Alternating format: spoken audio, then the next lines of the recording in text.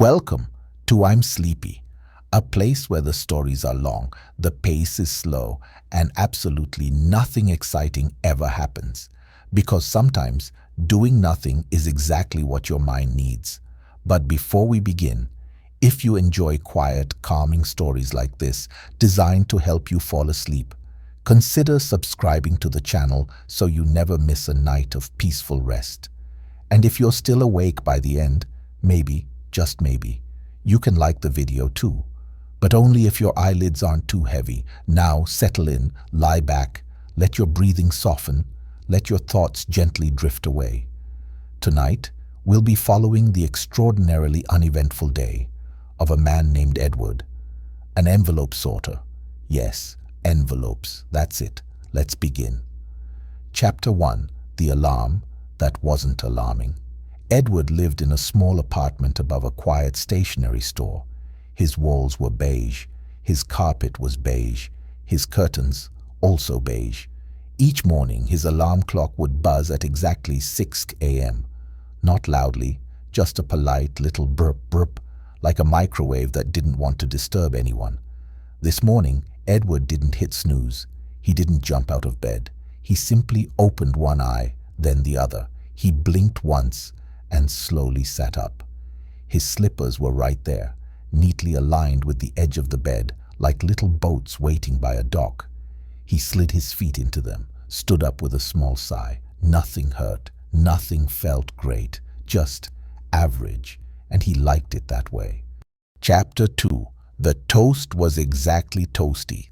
Edward walked to his little kitchenette. He placed 2 slices of bread into the toaster and selected his favorite setting, number 4.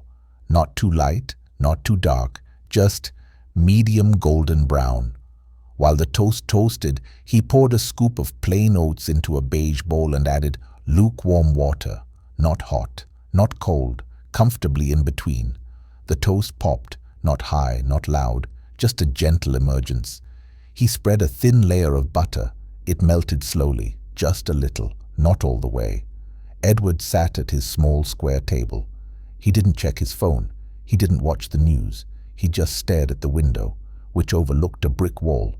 And yet, he was perfectly content.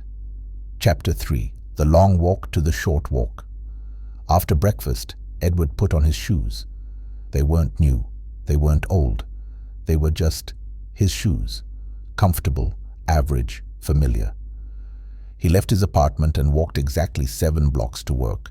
Not 6, not 8, 7. The sky was mostly cloudy, not dark, not bright, just a soft cotton spread across the blue. He passed the same cat sleeping on the same fence. He nodded to the same mailman, who nodded back.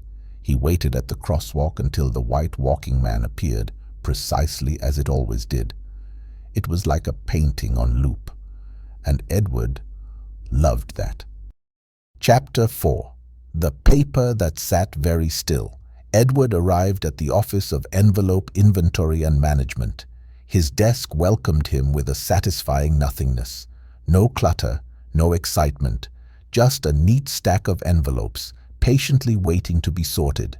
There were whites, off-whites, ivories, light grays, no surprises, just gentle gradients of paper-based calm.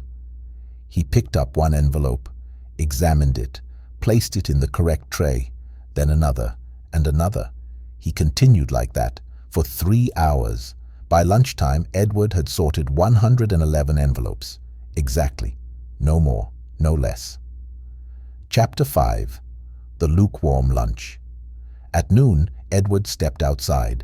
His lunch, a peanut butter sandwich, 1 banana just underripe, and a small carton of milk, room temperature. He sat on the same bench he always sat on. The wood was a little weathered but smooth. A soft breeze passed. It wasn't chilly. It wasn't warm. It was there. A squirrel walked past. It didn't do anything special. It just existed. Edward watched it for a full 2 minutes. The squirrel blinked once, then wandered away. Edward sighed, satisfied. No rush, no noise, no drama, just a banana and the breeze. Chapter 6. The Return of the Envelope. Back inside, Edward returned to his desk. This time, 98 envelopes, slightly fewer than the morning. The patterns were the same, soft whites, gentle grays. Some corners slightly bent, but nothing drastic. Edward noticed that envelope number 36 was more cream than ivory. A subtle shift, barely noticeable, but to Edward it meant something. He placed it accordingly. By 5 p.m., the final envelope was sorted. The office bell chimed, not rang. It was more of a whispering ding. He stood up, stretched, and left. Chapter 7. The Beige Evening Ritual. Edward walked home. Same path, same cat, same door. Inside, he removed his shoes and set them gently on the mat, toes pointed to the wall. He boiled potatoes, steamed carrots, no oil, no garlic, just a sprinkle of salt. He ate while watching the shadows grow longer on the beige carpet. He didn't turn on the TV. Instead, he opened his book. Clouds and Other Slightly Varying Shapes. Tonight's chapter, Clouds That Look Like Ovals.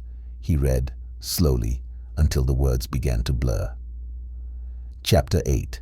The Predictable Ending. At 9:37 p.m., Edward stood, yawned, and brushed his teeth. 2 full minutes, gentle circles, 1 rinse, 1 spit, a single gargle. He wiped his mouth with a towel that smelled like nothing in particular. He changed into his pajamas, beige with faint vertical stripes. He pulled the blanket up to his chin, fluffed the pillow twice, not once, not 3 times, just twice. He lay back, closed his eyes, and listened to the quiet hum of his refrigerator.